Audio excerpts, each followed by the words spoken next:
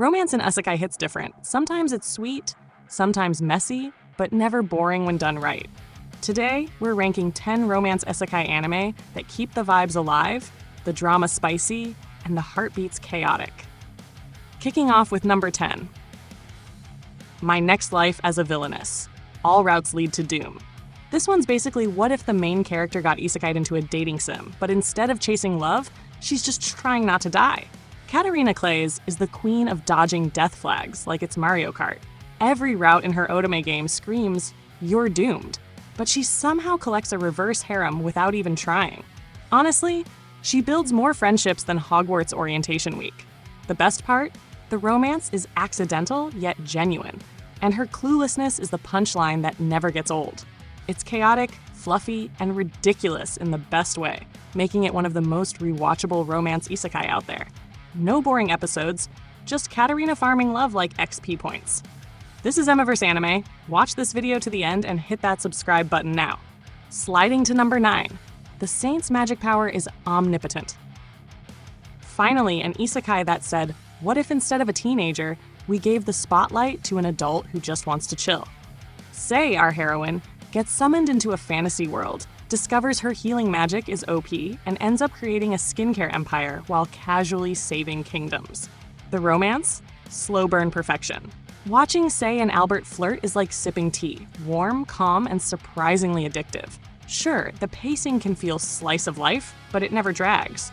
The wholesome energy balances perfectly with the fantasy politics, making it a romance that feels earned instead of rushed. And let's be honest, Sei deserves better than half the men in modern rom-com anime.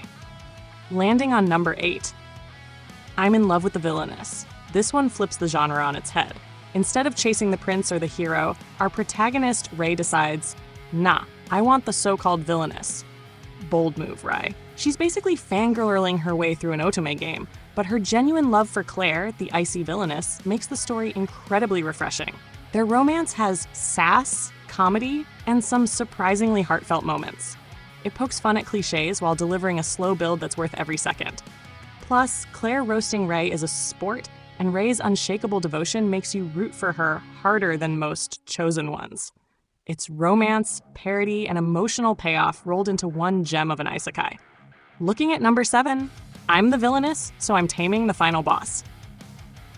Here we've got another villainous spin, but this time it's Eileen, who takes one look at her doom flags and says, bet, I'm seducing the final boss instead. The final boss? A literal demon king named Claude. And she's not bluffing. The chemistry here is electric. Aileen's confidence smashes through tropes like she's speed-running romance.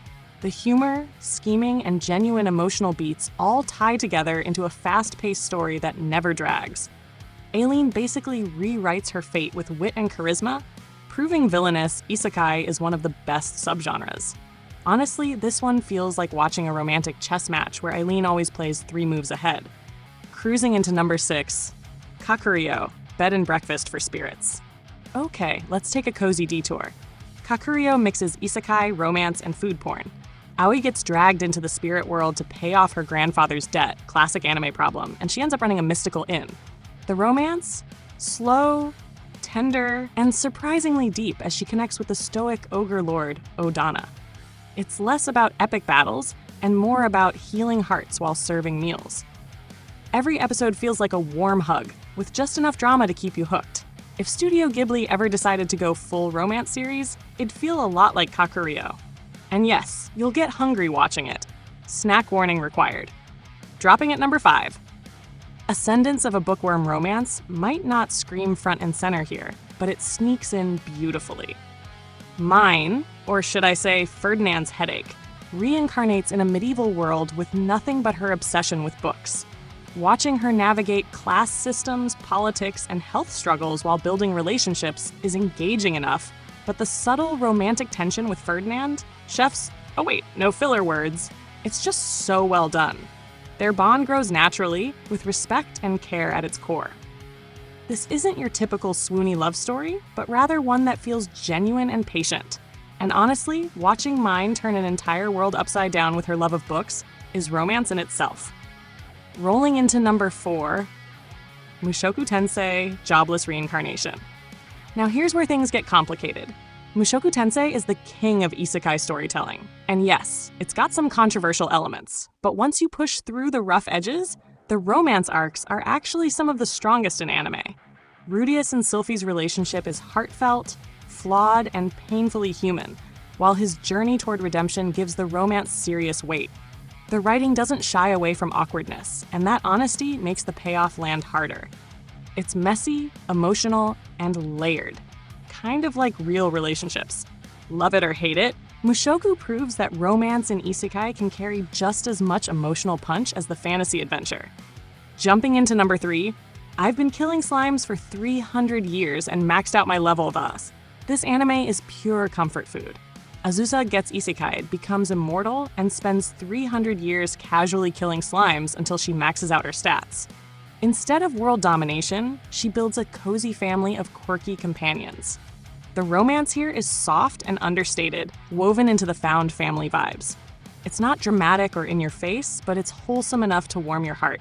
The humor keeps the energy light, the characters bounce off each other perfectly, and it's proof that romance doesn't always need angst to feel rewarding. Sometimes, love is just chilling with your demon daughters and dragon waifus in the countryside. Respectfully, peak slice of life isekai vibes.